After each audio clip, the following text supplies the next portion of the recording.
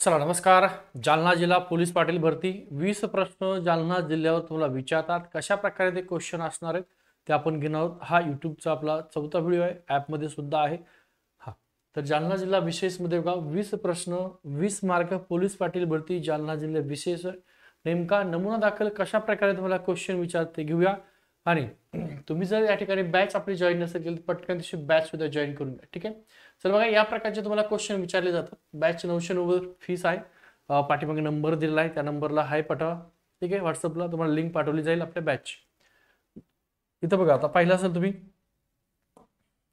जिल्ह्याचे टिंब टिंब इथं टिंब टिंब टिंब टिंब जिल्ह्याचं विभाजन होऊन जालना जिल्ह्याची काय झालेली निर्मिती झालेली आहे. कुठला जिल्हा आहे ज्या जिल्ह्याचे काय झालेलं विभाजन झालेलं आहे आणि विभाजन होऊन मग जालना जिल्ह्याची निर्मिती झालेली आहे. बुलढाणा जिल्हा, बीड जिल्हा, छत्रपती संभाजीनगर जिल्हा की परभणी जिल्हा. काय प्रश्न आहे. टिंब टिंब जिल्ह्याचं विभाजन होऊन हा जो जालना जिल्हा आहे हा जिल्हा निर्माण झालेला आहे. मग कुठल्या जिल्ह्यातून जालना जिल्ह्याची निर्मिती झालेली आहे. परभणी जिल्ह्यातून झालेली का निर्मिती, छत्रपती संभाजीनगर जिल्ह्यातून, बीड जिल्ह्यातून की बुलढाणा जिल्ह्यातून. तर छत्रपती संभाजीनगर. बघा अनेक जणांचं म्हणणं होतं की परभणी जिल्ह्यातून जालना जिल्हा निर्माण झाला. लक्षात ठेवा छत्रपती संभाजीनगर याच जिल्ह्यातून जालना जिल्ह्याची निर्मिती झालेली आहे. आणि कधी झाली तर 1 मे 1981 या दिवशी जालना या जिल्ह्याची निर्मिती झाली. प्रश्न तुम्हाला फिरून कसा विचारतील बघा. 1 मे 1981 जालना या जिल्ह्याबरोबर पुन्हा दुसऱ्या कुठल्या जिल्ह्याची निर्मिती झालेली आहे. तर 1 मे 1981 छत्रपती संभाजीनगर मधून जालना या जिल्ह्याची निर्मिती झाली. आणि दुसरा जिल्हा आहे ज्याची रत्नागिरी मधून निर्मिती झालेली आहे. रत्नागिरी या जिल्ह्यातून सिंधुदुर्ग हा जो जिल्हा आहे या सिंधुदुर्ग जिल्ह्याची निर्मिती झाली. मग 1 मे 1981 ला 2 जिल्हे निर्माण झाले. एक म्हणजे जालना निर्माण झालाय आणि दुसरा म्हणजे सिंधुदुर्ग झालाय. मग जालना हा जो जिल्हा आहे हा जालना जिल्हा छत्रपती संभाजीनगर जिल्ह्यातून निर्माण झालाय. सिंधुदुर्ग हा जिल्हा रत्नागिरी या जिल्ह्यातून निर्माण झालाय. मग तुम्हाला जालन्याचा जरी पेपर असेल तर विचारतील 1 मे 1981 खालीपैकी कुठला जिल्हा निर्माण झालाय. सेम प्रश्न बघा. प्रश्न काय विचारतील तुम्हाला, असा प्रश्न विचारतील 1 मे 1981. आता तुम्ही हे पाठच केलंय काय. 1 मे 1981 जालना जिल्ह्याची निर्मिती झाली. ते प्रश्न कसा विचारतील 1 मे 1981 कोणत्या जिल्ह्याची काय कोणत्या जिल्ह्याची निर्मिती झालेली आहे, कोणत्या जिल्ह्याची निर्मिती झाली असा तुम्हाला प्रश्न विचारतील. आणि खाली ऑप्शन मध्ये तुम्हाला जालना जिल्हा देणारच नाही. बघा ऑप्शन पहिलं ऑप्शन छत्रपती संभाजीनगर, छत्रपती संभाजीनगर. दुसरं ऑप्शन बीड, तिसरं ऑप्शन अहिल्यानगर, अहिल्यानगर. आणि चौथा ऑप्शन तुम्हाला देतील सिंधुदुर्ग. काय देतील सिंधुदुर्ग. असं आता ह्याच्यामध्ये बघा तुम्हाला माहिती आहे काय 1 मे 1981 जालना जिल्ह्याची निर्मिती झाली आहे का खाली जालना याच्यात नाहीच ना. मग असं सुद्धा तुम्हाला ते चुकवण्यासाठी विचारू शकतील. म्हणून लक्षात ठेवा 1 मे 1981 2 जिल्ह्याची निर्मिती झाली. एक जालना आणि दुसरा सिंधुदुर्ग. सिंधुदुर्गची निर्मिती रत्नागिरीतून झालेली, जालन्याची निर्मिती छत्रपती संभाजीनगरहून झाली. लक्षात ठेवा आणि बॅच जॉईन करा. हा दिसतोय तुम्हाला, हा नंबर आहे आपला 95 52 62 95 63. जालना जिल्हा पोलीस पाटील भरतीची बॅच सुरू झालेली आहे. बॅच लवकर जॉईन करा. बॅच जॉईन करायची असेल तर या नंबर सेव्ह करून ठेवा गोविंद नबल नावाने आणि व्हॉट्सअपला हाय पाठवा. याची मी लिंक पाठवतो किंवा हा आपला व्हिडिओ आहे या व्हिडिओच्या डिस्क्रिप्शन मध्ये सुद्धा त्याची लिंक दिलेली आहे. ओके चला पुढचा प्रश्न घेऊया. जालना जिल्ह्याची निर्मिती कधी झाली, आताच घेतला, आताच तुम्हाला सांगितली. जालना जिल्हा आहे या जालना जिल्ह्याची निर्मिती कधी झालेली आहे. जालना जिल्हा निर्मिती कधी आहे तर 1 मे 1981. 2 जिल्हे आहेत निर्माण झाले, जालना जिल्हा आणि दुसरा सिंधुदुर्ग जिल्हा. लक्षात ठेवा.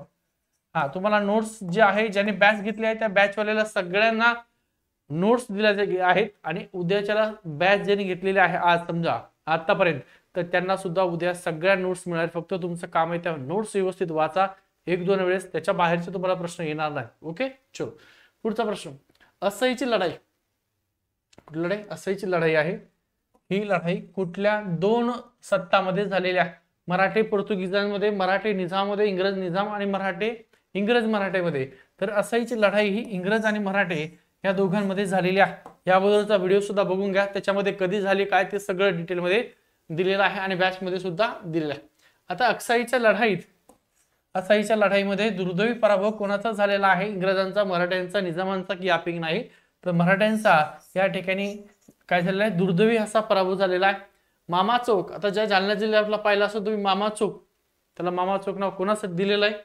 बघा, मामा चौक जो आहे टिंबटिंब या स्वातंत्र्य सैनिकाच्या स्मृती तो जागवतो. आता मामा चौक नाव दिले तर ते कोणासाठी नाव दिलेलं आहे?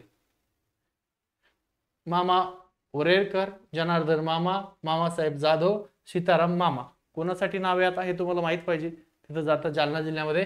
तर जनार्दन मामा यांच्या स्मृती प्रित्यर्थ किंवा स्मृती जागवण्यासाठी स्वातंत्र्य सेनानी आहे जनार्दन मामा, त्यांच्या नावावरून मामा चौकाचं नाव दिलेलं आहे. असा सुद्धा तुम्हाला प्रश्न विचारते. पुढचा प्रश्न, जालना जिल्ह्यात किती उपविभाग आहेत? या अगोदरचा व्हिडिओ बघा, त्यात डिटेल माहिती दिली किती उपविभाग आहेत. आणि बॅच मध्ये सुद्धा तुम्हाला याचा व्हिडिओ आहे जालना जिल्ह्याचा, की जालना जिल्ह्यात तालुके किती आहेत, उपविभाग किती आहेत, सगळी डिटेल माहिती दिलेली आहे. किती उपविभाग आहेत जालना? तर एकूण 4 उपविभाग आहेत. किती आहेत?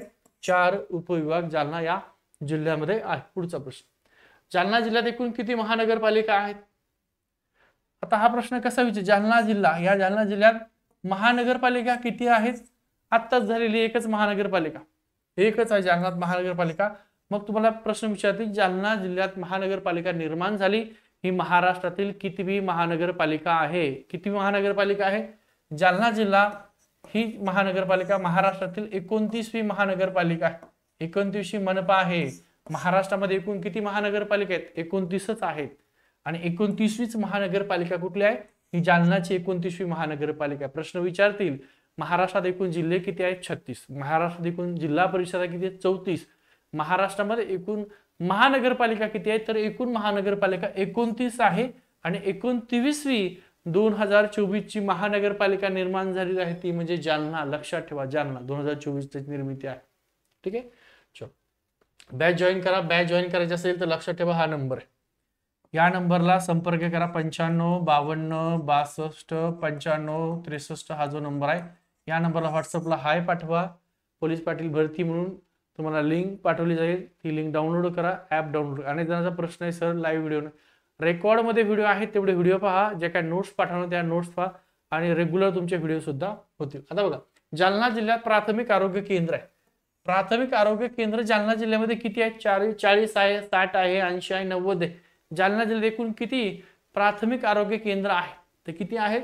40 प्राथमिक आरोग्य केंद्र हे जालना या जिल्ह्यामध्ये. लक्षात ठेवा. पुढचा, जालना जिल्ह्यात रेल्वे मार्गाची लांबी किती आहे?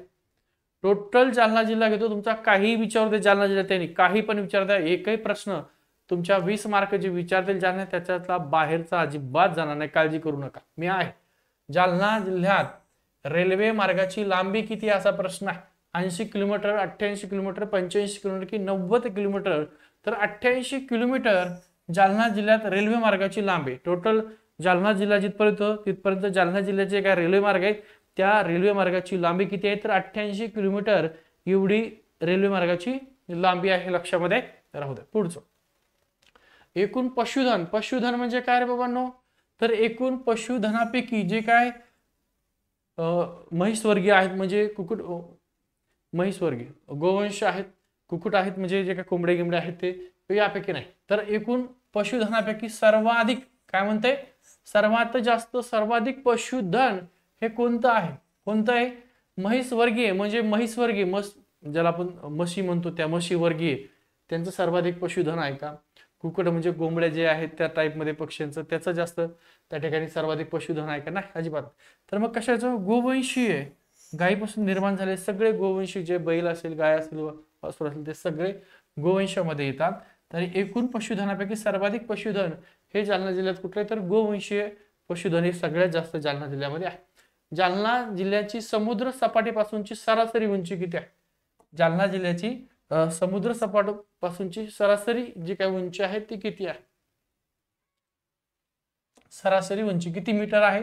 जालना जिल्ह्याची समुद्र सपाटीपासूनची 550 मीटर, 613 मीटर, 416 मीटर की 534 मीटर?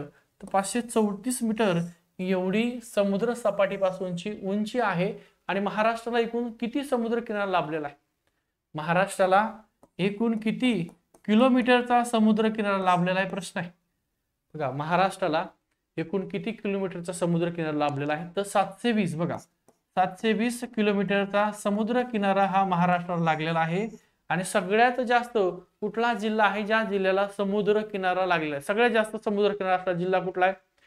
रायगड आहे, मुंबई आहे, ठाणे आहे, पालघर आहे, रत्नागिरी आहे, सिंधुदुर्ग कुठला आहे? तर सगळ्यात जास्त समुद्र किनारा लाभलेला आहे 720 पैकी रत्नागिरी हा जो जिल्हा आहे त्या रत्नागिरी जिल्ह्याला सगळ्यात जास्त समुद्र किनारा लाभलेला आहे. कुठला जिल्हा आहे? रत्नागिरी. हे पण लक्षामध्ये राहू दे. चला, जालना जिल्ह्यामध्ये उत्तरेस कोणत्या डोंगर रांगा आहेत? आता जालना जिल्ह्याच्या उत्तरेस कुठला तालुका आहे, कुठला जिल्हा आहे, ठीक आहे, किंवा जालना जिल्ह्याला लागून कुठले जिल्हे आहेत, जालना जिल्ह्याला लागून कुठले तालुके आहेत, किंवा जालन्याच्या उत्तरेला कुठला तालुका आहे, जालन्याच्या दक्षिणेला कुठला तालुका आहे, जालन्याच्या पूर्वेला कुठला आहे, जालन्याच्या पश्चिमेला कुठला आहे, हे तुम्हाला ऍप मध्ये दिलेला आहे, ऑलरेडी शिकवलेला आहे. ठीक आहे. तर जालना जिल्ह्याच्या उत्तरेला डोंगर रांग कुठली आहे? सातपुडा, बालाघाट डोंगर रांग आहे का? बालाघाट व अजिंठा डोंगर रांग आहे का? सातमाळा आणि अजिंठा ही डोंगर रांग उत्तरेला आहे. जालन्याच्या उत्तरेला कुठली? सातमाळा आणि अजिंठा ही डोंगर रांग आहे. आणि भूगोलाचे लेक्चर सुद्धा बघून घ्या, त्याच्यामध्ये तुम्हाला संपूर्ण डिटेल महाराष्ट्र जिल्हे, आपला महाराष्ट्र दिला आहे, त्याच्या बाजूला कुठले तालुके, कुठले जिल्हे सगळं दिले ते पण बघा. उपग्रह अणुश्रवण केंद्र बघा. आता हे तुम्हाला माहित होतं का रे बाबांनो? उपग्रह अणुश्रवण केंद्र जालना जिल्ह्यामध्ये कुठं आहे? कुठं आहे? इंदापूरला आहे का? इंदेवाडीला आहे? इंद्रपूर आहे की इंद्रावती आहे? कुठं आहे? तर इंदेवाडी, जालन्यातलं इंदेवाडी इथं उपग्रह अणुश्रवण केंद्र जालना जिल्ह्यामध्ये आहे. हा प्रश्न सुद्धा महत्वाचा. पुढचं, महाराष्ट्राच्या क्षेत्रफळाशी जालना जिल्ह्याचं प्रमाण किती टक्के आहे? महाराष्ट्राचं जे काय क्षेत्रफळ आहे, महाराष्ट्राच्या क्षेत्रफळापैकी देशामध्ये महाराष्ट्र क्षेत्रफळात कितवा क्रमांक लागतोय? तर तिसरा. राजस्थान जे आहे या राजस्थानचा 1 नंबर आहे देशामध्ये. सगळ्यात जास्त क्षेत्रफळाचा कुठलं राज्य आहे क्षेत्रफळाने? 1 नंबर राजस्थान आहे क्षेत्रफळाने. 2 नंबर मध्य प्रदेश आहे. ठीक आहे, 2 नंबर मध्य प्रदेशचा क्रमांक लागतो. आणि क्षेत्रफळामध्ये महाराष्ट्राचा हा तिसरा क्रमांक लागतो देशामध्ये. महाराष्ट्राचा कितवा? महाराष्ट्राचा देशामध्ये तिसरा क्रमांक लागतो क्षेत्रफळामध्ये, लक्षात असू द्या. आणि या महाराष्ट्राच्या क्षेत्रफळाशी जालना जिल्ह्याचं जे काही प्रमाण आहे हे टक्केवारीमध्ये किती आहे? किती टक्के? 6.11%, 3.17%, 2.51%, 1.71%. किती क्षेत्र आहे? पटकन दिवशी उत्तर द्यायचे. चला, किती आहे? 2.51% हे महाराष्ट्राच्या क्षेत्रफळाशी जालना जिल्ह्याचं क्षेत्रफळ आहे. मग क्षेत्रफळाने महाराष्ट्रातील सगळ्यात मोठा जिल्हा कुठला आहे? तर नगर जिल्हा आहे. नगरचं नाव आता अहिल्यानगर झालेलं आहे. काय झालंय? अहिल्यानगर. हे नगर जिल्ह्याचंच आता नामकरण झालं अहिल्यानगर. महाराष्ट्राचा क्षेत्रफळ नंबर 1 जिल्हा कुठला आहे? अहिल्यानगर. मग आता तुम्हाला प्रश्न असा नाही विचारणार, हे माहित झालं तुम्हाला की महाराष्ट्रात कुठला जिल्हा आहे ज्याचं क्षेत्रफळ सगळ्यात जास्त आहे? तर अहिल्यानगर असा जिल्हा आहे ज्याचं क्षेत्रफळ महाराष्ट्रात सगळ्यात जास्त आहे. आता आपला जालना जिल्हा जर विचार केला, हा कुठल्या विभागात येतो? कुठला? मराठवाडा. मराठवाडा विभागात येतो ना. ठीक आहे. मग या मराठवाडा विभागामध्ये सर्वात मोठा क्षेत्रफळाने असलेला जिल्हा कुठला आहे? मराठवाड्यातला क्षेत्र. महाराष्ट्रातला सगळ्यात मोठा क्षेत्रफळाने जिल्हा अहिल्यानगर आहे. ठीक आहे. मग आपल्या मराठवाड्यातला सगळ्यात मोठा जिल्हा कुठला आहे क्षेत्रफळाने? तर बीड जिल्हा आहे. लक्षात असू द्या, बीड हा जो जिल्हा आहे, हा बीड जिल्हा मराठवाड्यामध्ये क्षेत्रफळाने सगळ्यात मोठं क्षेत्रफळ जास्त बीड जिल्ह्याचं आहे. मराठवाड्यात एकूण 8 काय येतात जिल्हे. जसं आता जालना जिल्ह्यात टोटल 8 तालुके आहेत, तसं मराठवाड्यामध्ये एकूण 8 जिल्हे आहेत. त्या 8 जिल्ह्यामध्ये सगळ्यात मोठं जास्त क्षेत्रफळ या बीडचं आहे. हा पण प्रश्न विचारतील तुम्हाला, महत्वाचा. ठीक आहे. 2.51% महाराष्ट्राच्या क्षेत्रफळाने जालन्याचं क्षेत्रफळ आहे. अशा प्रकारे तुम्हाला क्वेश्चन ते विचारतील. आपले बॅच सुरू झालेले आहे, पोलीस पाटील भरतीची बॅच आहे. त्याच्यामध्ये सामान्यांचे 20 प्रश्न आहेत. बघा, अनेक जण परत विचारतात सर सिलेबस काय आहे? 20 प्रश्न तुम्हाला. 20 प्रश्न कशाचे आहेत? 20 प्रश्न इथं लिहितो वरती प्रश्न. हे प्रश्न आहेत तुम्हाला. 20 प्रश्न कशाचे विचारतात? सामान्य ज्ञान. काय विचारतात? सामान्य ज्ञान, ज्याला तुम्ही GS GK ठीक आहे जे म्हणतात, हे तुम्हाला 20 प्रश्न. त्यानंतर 20 प्रश्न हे स्पेशल जालना जिल्हा. काय? स्पेशल जालना जिल्ह्यावर तुम्हाला 20 प्रश्न विचारतील. 20 प्रश्न जे आहेत तुम्हाला चालू घडामोडी विचारतील. चालू घडामोडी, या चालू घडामोडी तुम्हाला 20 प्रश्न आहेत आणि 20 प्रश्न तुम्हाला मॅथ किंवा रिझनिंग वर विचारतील. ठीक आहे, तर रिझनिंग सुद्धा तुमचं सुरू होणार आहे.